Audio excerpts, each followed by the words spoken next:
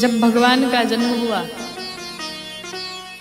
जैसे ही भगवान राम रुदन करना प्रारंभ किए, वैसे ही जितनी दासियां थी दरवाजे पर कान लगाए हुए खड़ी थी और रुदन की आवाज सुनते ही महाराज दशरथ के पास पहुंचती हैं और जा करके कहती, महाराज आपको बधाई हो, बधाई हो, बधाई हो, आपके घर में पुत्र का जन्म हुआ है। जैसे महाराज दशरथ ने सुना कि हमारे घर भगवान का जन्म हुआ है, महाराज दशरथ सोने चांदी हीरे मोती रत्न सब लगे लुटाने, जितनी दासियां थी सब मिलकर के लगे गाने। आइए आज हम सभी भगवान के इस जन्मोत्सव में खूब आनंद से झूम के गाते हैं कि खुशी के खबरिया सखी रे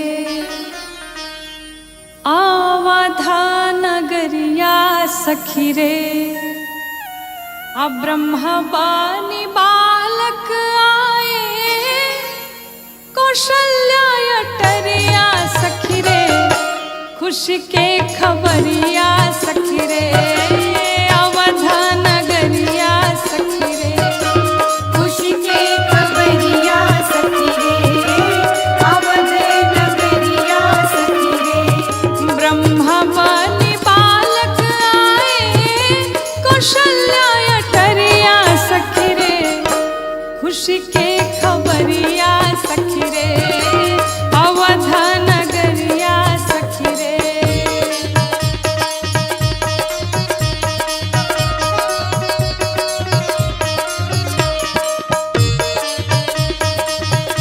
बड़े भाव से सभी झूमते हुए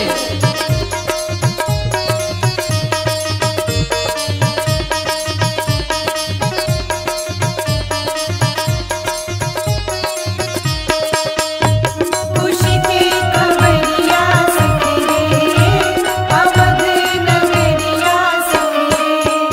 और हम लोग के वहाँ की परंपरा है कि जब घर में बालक का जन्म होता है तो माताएं थाली बजाती हैं।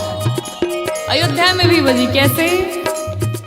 हाँ थरिया पितरिया सखी रे बाजे ओही घरिया सखी रे, हरिया पितरिया सखी रे बाजियो ही घरिया सखी रे, थरिया पितरिया सखी रे बाजे ओही घरिया सखी रे, हरिया पितरिया सखी रे बाजियो ही घरिया सखी रे, घोरिया डगरिया उत्सव दशरथ दुवरिया सखी रे, खुशी के खबरिया सखी रे अवध नगरिया सखी रे, खुशी के खबरिया सखी रे अवध नगरिया सखी रे।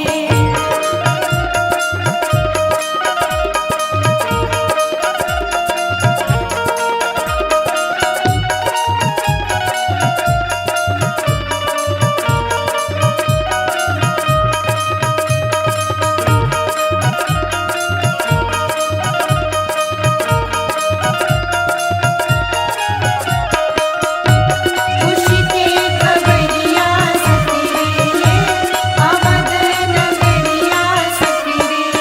और भगवान राम का जन्म कब हुआ तो कहते हैं चैताया जोरिया सखी रे नवमी दोपहरिया सखी रे, चैते अगरिया सखी रे नवमी दोपहरिया सखी रे, हाँ चैताया जोरिया सखी रे नवमी दोपहरिया सखी रे, चैते अगरिया सखी रे नवमी दोपहरिया सखी रे, गौरी शिकारी गावा सुमधुरा सोहरिया सखी रे अवधा नगरिया सखी रे, खुशी के खबरिया सखी रे, अवध नगरिया सखी रे खुशी के खबरिया सखी और सभी दोनों पूरे पूरे हाथों को उठाते हुए कैसे गाएंगे? अरे खुशी के खबरिया सखी रे अवध नगरिया सखी रे, खुशी के खबरिया सखी रे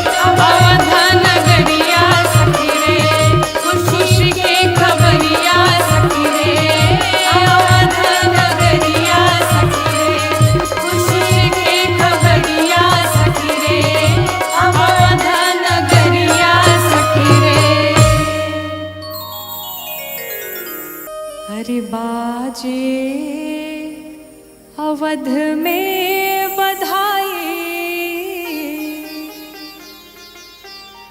बाजे अवध में बधाई, जन्म लिहले रघुराई। बाजे अवध में बधाई, जन्म लिहले रघुराई। बाजे अवध में बधाई, जन्म लिहले रघुराई। बाजे अवध में बधाई, जन्म लिहले रघुराई। बाजे अवध में बधाई, जन्म लिहले रघुराई।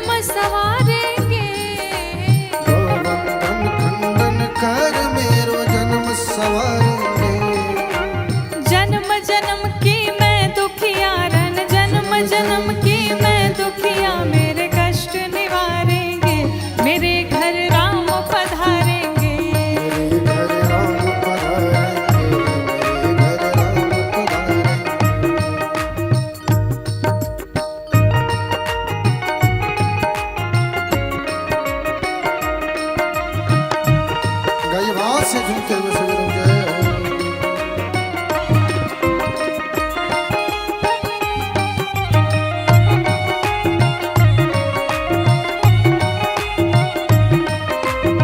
राघवेंद्र सरकार की जय हो।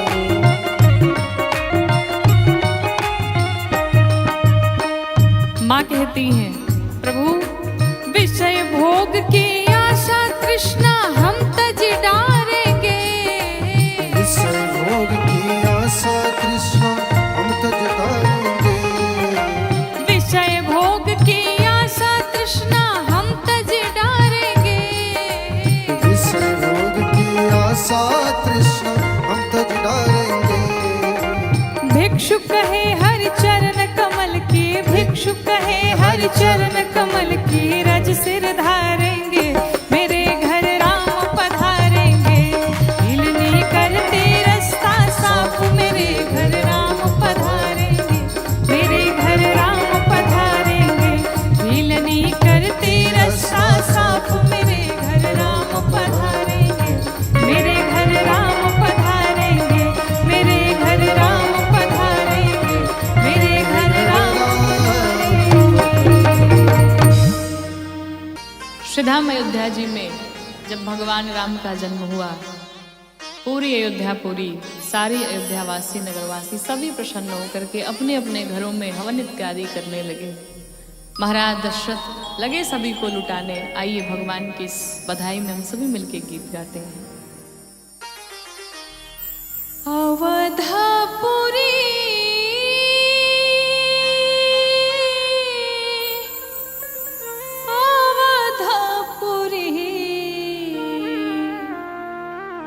अवधापुरी है रामा, अवधापुरी। मास मधु मास मंगलवार हरि जी, नवमी अकेले नी अवतार हरि जी। मास मधु मास मंगलवार हरि जी, नवमी अकेले नी अवतार हरि जी।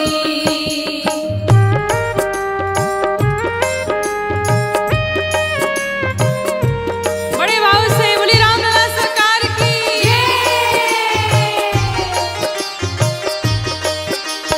मास मधु मास मंगलवार हरि जी, नवमी अकेले नी अवतार हरि जी। मध्य दोपहर अभिजित रे मुहूर्त, ब्रह्मवन बालक गोदी में खूबसूरत।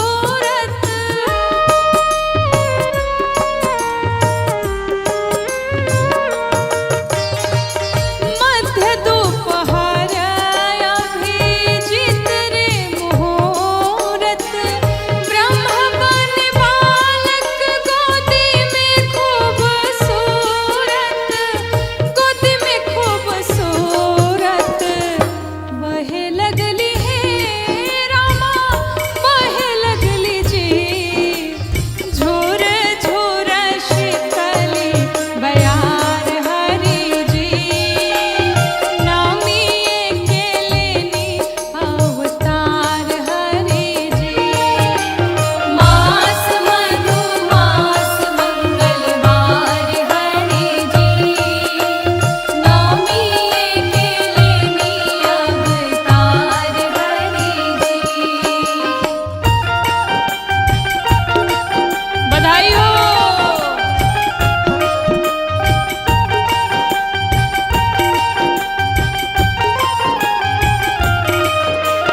मास मधु मास मंगलवार हरि जी, नवमी अकेले नी अवतार हरि जी।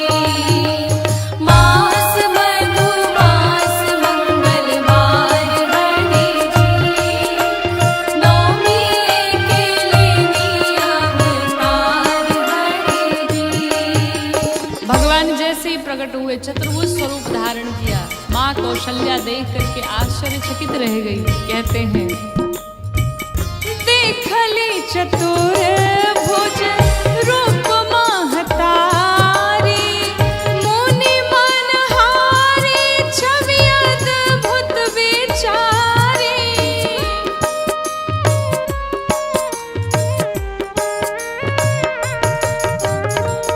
देखली चतुर भुज रूप महतारी, मुनि मनहारी छवि अद्भुत विचारी, अद्भुत विचारी। बालक बनिए,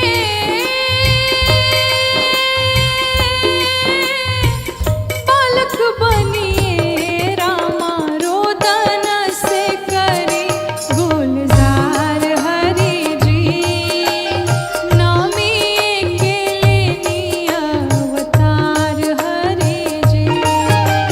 मास मधु मास मंगलवार हरि जी, नामी के लेनी अवतार हरि जी।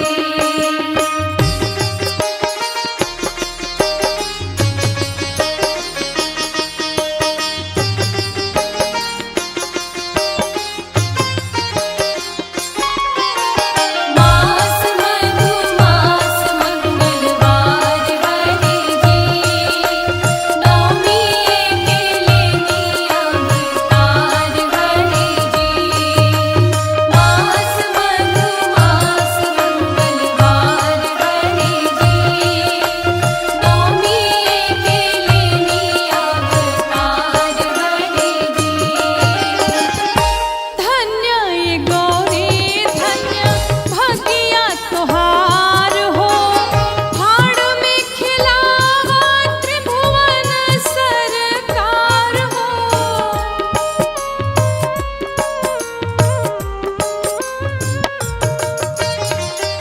धन्य ये गौरी धन्य भगिया तोहार हो, भाड़ में खिलावा त्रिभुवन सरकार हो, त्रिभुवन सरकार हो। होखे लगले रामा, होखे लगले जो शिकारी, सोहर रसदार हरि जी। नवमी के लेनी अवतार हरि जी। मास मधु मास मंगलवार हरि जी, नवमी के लेनी अवतार हरि जी।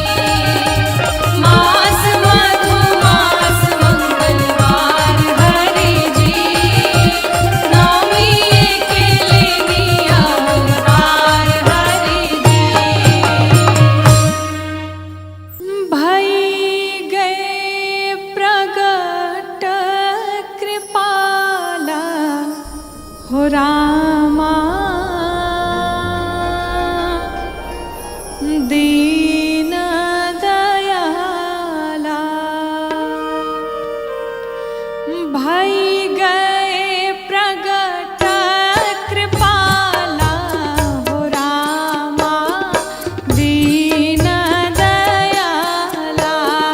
भई गए प्रगट कृपाला, ओ रामा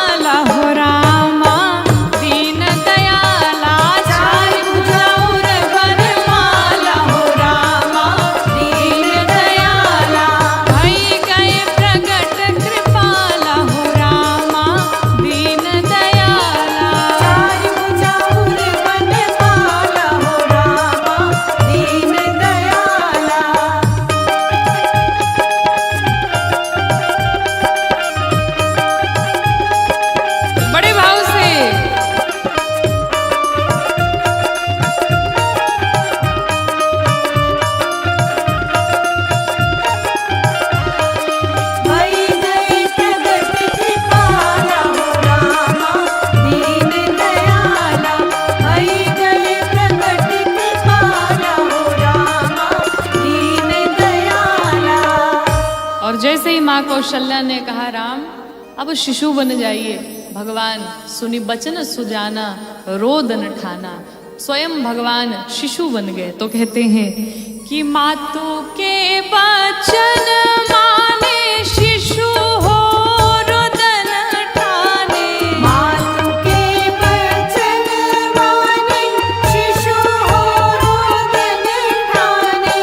मातु के वचन माने शिशु हो रोदन ठाने। मातु के वचन माने शिशु हो रोदन ठाने। और वो परम ब्रह्म परमेश्वर आज मैया कौशल्या के गोद में बालक बन के खेलने लगा। कहते हैं कि ब्रह्म बने गोदिया के लाला हो रामा दीन दयाला। ब्रह्म बने गोदिया के लाला हो रामा दीन दयाला। ब्रह्म बने गोदिया के लाला हो रामा दीन दयाला।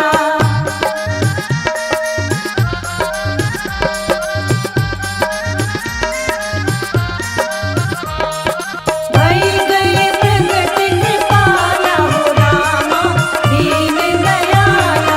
भई गए प्रगट कृपाला हो रामा दीन दयाला।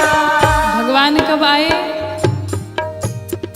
चैत नवमी मंगलवार दोपहर अवतार। चैत नवमी मंगलवार दोपहर अवतार। चैत नवमी मंगलवार दोपहर अवतार। चैत नवमी मंगलवार दोपहर अवतार। और भगवान के जन्म की सूचना पाकर के सारे अयोध्यावासी झूम उठे। कहते हैं कि गौरी शिकारी किए हल्ला हो रामा